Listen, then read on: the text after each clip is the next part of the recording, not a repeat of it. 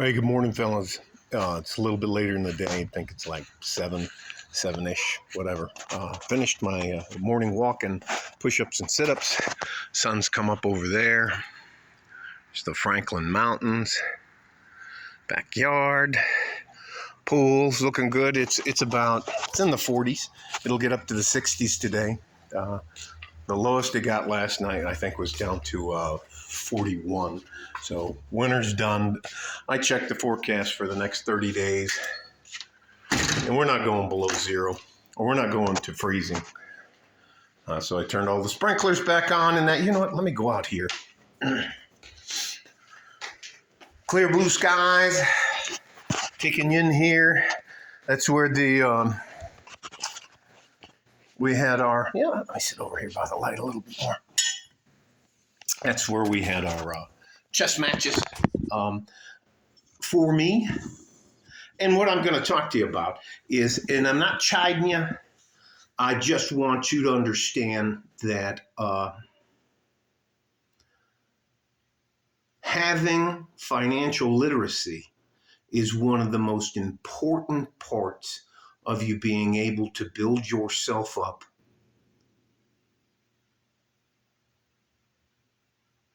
to the point to where you can walk away from the rat race. Now, I'm going to use myself as an example, and I'm not doing that because I'm trying to show off. Trying to tell you that the things I'm telling you are time-honored throughout history. Spending less than you make. So anyways, a long time ago, when I was 18, I knew I didn't want to be poor the rest of my life. And I needed to figure out a way where I could, based on my own merits, get out of the rat race. That was my goal was from 18 to 50. By age 50, I wanted to get out. And by age 46 in 2012, I got out of the rat race. At that point in time, I knew that I had enough money that I didn't have to work another day in my life, and I didn't have to have another penny coming in, but I would have to financially cut corners in order to survive. But I have what's called passive income from, or what do they call them, revenue streams now. But anyways, that's here nor there. A critical mistake you can make, and I'm not chiding you, but I'm telling you that you have the opportunity to control this. And if you choose not to control it, for example, if you choose to know more about a baseball, football, basketball, race car, if you're more in tune with anything if you have more general knowledge or exact knowledge of a sports team or something that is not relevant to your life, and it is not equaled by your financial literacy, you're making a critical mistake in your life. And mostly I'm talking to you young men. I'm going to tell you something that nobody wants you to hear. You're going to make enough money to retire comfortably if you will constantly work on your financial literacy. And no, I'm not talking about a get-rich-quick scheme. These aren't my teeth. I have, they fixed my palate. Anyways, I just got hurt. It's not about me. It's about, I cannot continue to comfortably enjoy my life if all the young men around me are absolutely frustrated because they can't see a way forward, a way to retirement. So the first thing I ask you, and yes, this is going to be a long video, the first thing I ask you is for you to sit down, figure out which age group you're in, and there are 3, and the biggest question I want you to ask yourself, when do I want to retire? I'm going to segue away from that right now to tell you the wildest things that women are absolutely mystifying to me. There are, I would say, at least 7 out of 10 women who have no plans for retirement. They plan to use their children as their retirement plan, which is abhorrent to me. It's unbelievable that you would burden a child because of your financial irresponsibility. The other thing is they just think that they're going to get older and hook on to some pensioner or hook up with some guy, and he's just going to take them. I'm telling you, the Golden Girls Part 2, they're going to have a very rough life. So now I'm going to take you all the way back to the 3 parts of your life. And this is my personal opinion. And you have 3 phases of your life. You have your dreamer phase from the time you're a teenager to the time you're 23. That's for you to dare to be great.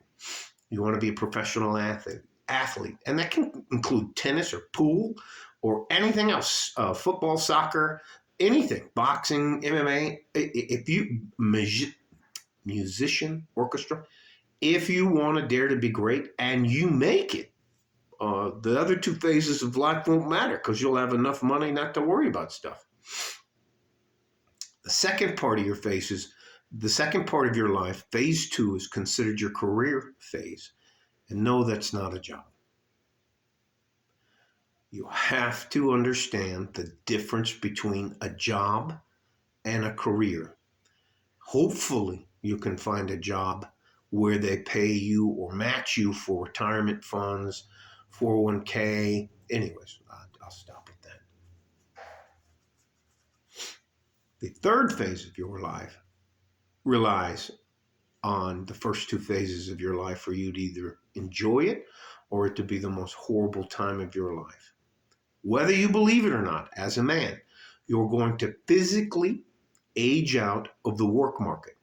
And that you're into retirement age, whether you want to retire or not. Sooner or later, they come in to everybody. They have a little gold watch. That's the way they used to do it in the old days. But they just come over and say, hey, thank you for your service. You're out of here. Mine was in a hospital bed. Anyways, again, it's not about me. So you have those 3 phases of your life. The biggest factor in your success is the fact that you understand how money works and how to use it to your advantage. I'm going to show you the book. It's probably going to be backwards. That is the book, The Richest Man in Babylon. It is including all the pages that are written on. I don't have my glasses. My arms aren't long enough and I don't have my glasses. It's like, I believe it's 194 pages, including the last page and the cover page with the contents and all that in there, where it talks about Richest Man in Babylon. It's an easy way to learn the basics about money. And you have to, nowadays, you have to be wary of scam artists. Time-honored tradition. 10% of everything you make is yours to keep for the rest of your life. We don't dip into that. That's just money that we're going to leverage to get ahead for the rest of our lives. And in the beginning, it's going to suck. And you may need to get a second job. I was in the military as a sergeant, and then I also delivered pizzas and I did what they call handyman stuff. So anyways, until I get deployed, and then they mess all of that up.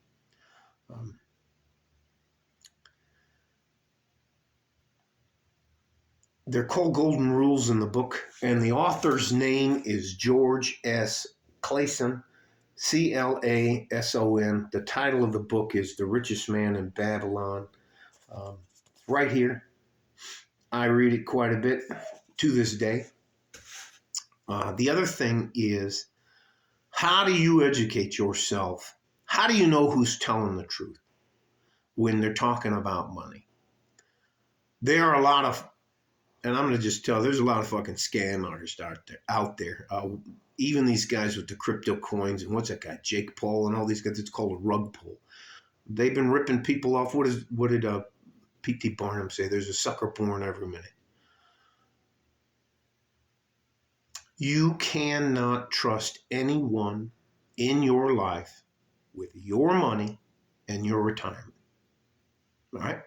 Once you answer this question, when do I want to retire or do I want to retire? And you backwards plan to where you're at now and how do I get there? How am I going to scrape up at least $100 every month? I'll keep talking later today. I'll talk to you about the drip stocks. Start talking to you about bonds. There are, whether you believe me or not right now, there are a lot more ways to make money in a recession by simply staying the course. And I'll offer you as a sideline professor. His name is Warren Buffett. Warren Buffett doesn't stop trading, investing, and saving just because the market turns south or north. He makes money when it's going down and when it's going up. The most money I've ever made is when the market goes down into a recession. So that means that my $100 that used to buy a fraction of a Walmart share now buys almost half a share from Walmart. And then when eventually, unless, and if the market goes completely to zero, we're in a lot worse of a place than that. Anyways, but when it comes back up, it is delightful. Delightful. How would you like to have almost seven figures in the bank and need to go in for a loan for like 50 grand? You just want to go have a good time. You can do that. The other thing is you need to build a pyramid. And no, that's not a symbol for anything other than that. You have some foundational blocks. The foundational blocks are cash on hand, cash in the bank, and my investments. You cannot carry debt. That is a financial killer. You have to understand how credit cards work. Okay, that's my neighbor. I think they have a Ford F-150 Raptor. He's pulling in. It's just a loud car. Doesn't bother me. So anyway, back to the money thing. I'm going to wrap this up. I can't believe this is already 12 minutes. There are so many things about money that if you're not informed about it, everything from buying a car to buying a house, not getting taken advantage of, understanding credit cards and how to use them for a free float. I call it a float. Most people call it like a 25-day loan. Why you shouldn't owe anybody anything. But initially, when you're young, you're going to have to go into some debt. And for me to say, unless you're a trust fund baby, you're going to have to go into debt. All right. I talked about the three phases of life. I cannot tell you how different you will get treated once you prove that you can handle money. I'll tell you again.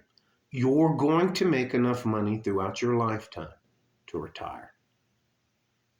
Are you the kind of guy that has to be on the 50-yard line of a football game or a basketball game, or courtside, or this or that? Or do you have to drive the best car and have the nice clothes and show out and show off? My advice isn't for you. You're going to have a hard time when you get older. My advice is for the guys willing to put his head down, grind, have a plan, work your plan to get where you want to go. I can't plan for you because your life is, as a younger man, is so much more difficult than mine was. I grew up with the realization that if I attached myself to certain businesses, I'd have a retirement plan with medical benefits and the rest of that. And I also learned a lot about business and that. So anyways, this is not about me. I cannot do anything except to try to give you good, solid, objective advice.